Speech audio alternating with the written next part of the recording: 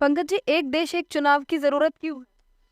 देखिए, एक देश एक चुनाव की आवश्यकता में इसी पड़ी क्योंकि किसी भी जीवंत लोकतंत्र में चुनाव एक अनिवार्य प्रक्रिया है और स्वस्थ एवं निष्पक्ष चुनाव लोकतंत्र की आधारशिला होते हैं।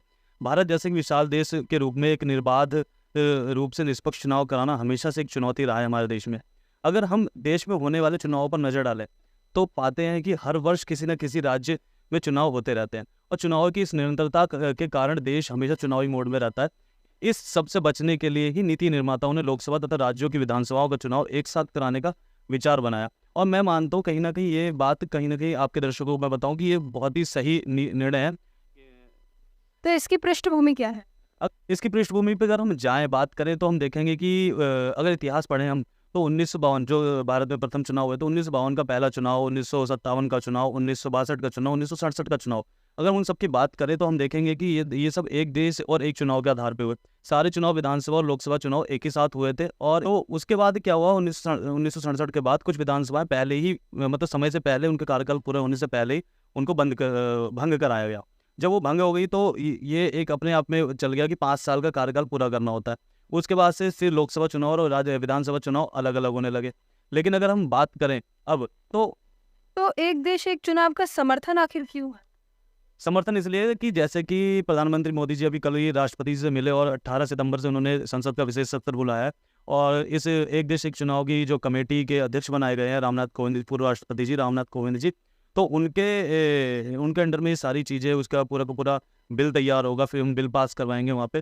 तो जो भी बिल पास होगा समर्थन इसका कोई समर्थन नहीं है।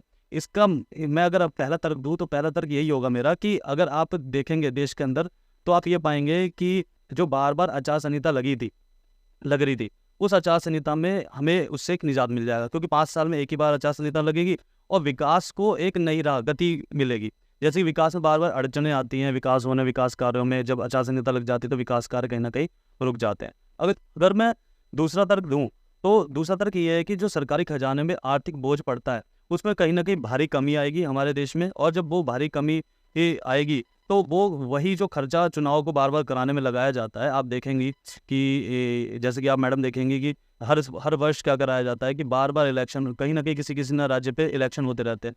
तो उसपे जो खर्चा आता है वो हम एक ही बार कर लेंगे और जो खर्च बचेगा वो हम कहाँ पे लगाएँगे विकास की गति को तेज़ करने में लगाएँगे। अगर मैं तीसरा तर्क दूँ तो तीसरा तर्क ये होगा मेरा कि जो भी बार-बार सुरक्षा बलों की ड्यूटी लगाई जाती है, पुलिस वालों की ड्यूटी लगाई जाती है। हमारे देश में शिक्षक एक वो आधार है इस देश में चुनाव कराने का। तो उन शिक्षकों की जो ड्यूटी बार-बार लगाई जाती है, उनको हम एक ही बार 5 साल में एक ही बार ड्यूटी लगा के पूरे के पूरे चुनाव एक बार में ही करवा लेंगे। तो एक देश एक चुनाव का विरोध क्यों किया जा रहा है? विरोध इसलिए किया जा रहा है क्योंकि देखिए कहीं जितनी भी सारी पार्टियां हैं उन्होंने कहीं न कहीं उनका अगर हम इतिहास उठा के देखें तो उन्होंने बार-बार इसकी मांग की है कि एक देश एक चुनाव होना चाहिए।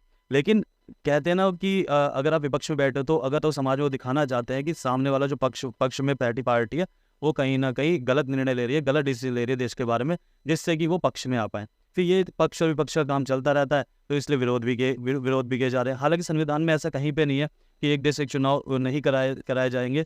तो अब जब इस पे बिल आ जाएगा और इससे कानून बन जाएगा, राष्ट्रपति जी मोहर लगा देंगे, पूरा का पूरा कानून बन जाएगा, तो ये कहीं न कहीं पूरे की पूरी एक रास्ता साफ हो जाएगा एक देश एक चुनाव होने में। Thank you Pankaj ji.